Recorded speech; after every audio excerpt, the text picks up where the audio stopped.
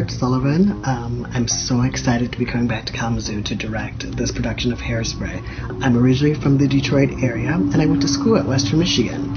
After Western, I moved to New York City, where I work as an actor, singer, director, choreographer. I start with the music, and from the music we put some heavier choreography up on its feet, and then I start at the beginning, and I just tell the story step by step to make sure I'm getting all my ducks in a row.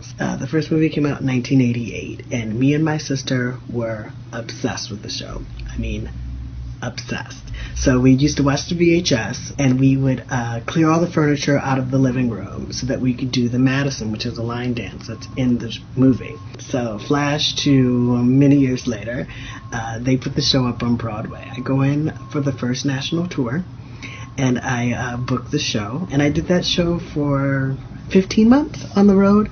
I played Thad, and I understudied all three Dynamites, and I was an on-stage swing, which meant I was in the show, and then scenes that I wasn't in, I understudied as well. And then I also participated in the Vegas cast in 2006. We were in Vegas for about 4 months, and then shortly after that, I was asked to sing on the soundtrack for the latest movie.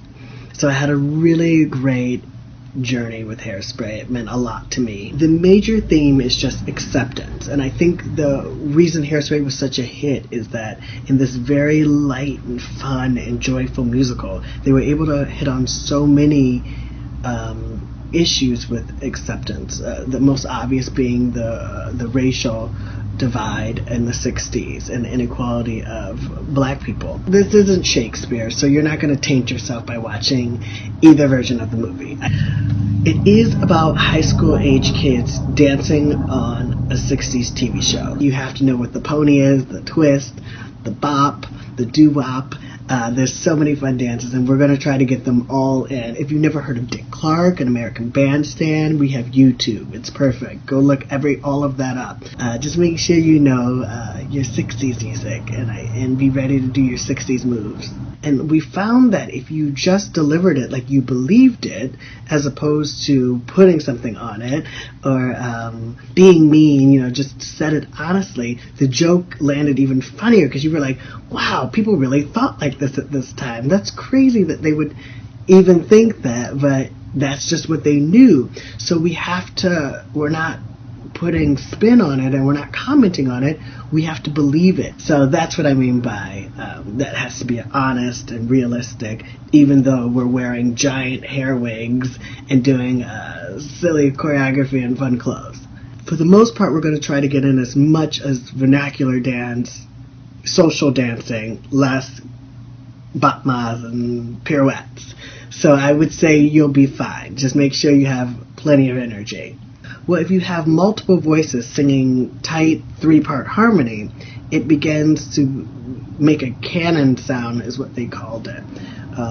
So it just makes the voices sound more powerful and stronger and doubled. Plus, there is a lot of choreography. So it helped to have some offstage people singing while the nicest kids could barely breathe, because it's a very long dance number. Same thing with Run and Tell That. It's not so much that it's long, it's just that you could get away with doing harder choreography if you had a little backup behind you. The problem is that we had just had such a ruckus ride in this fun show, but yet we still were talking about a very serious topic.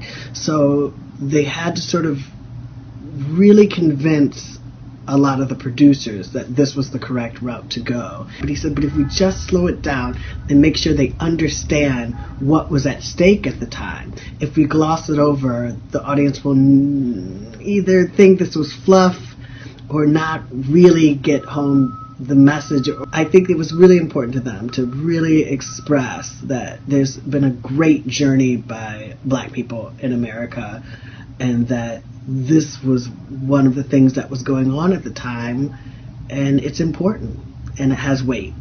So, and once the audience heard it once during previews, there was no question. They knew that this was it. This was correct.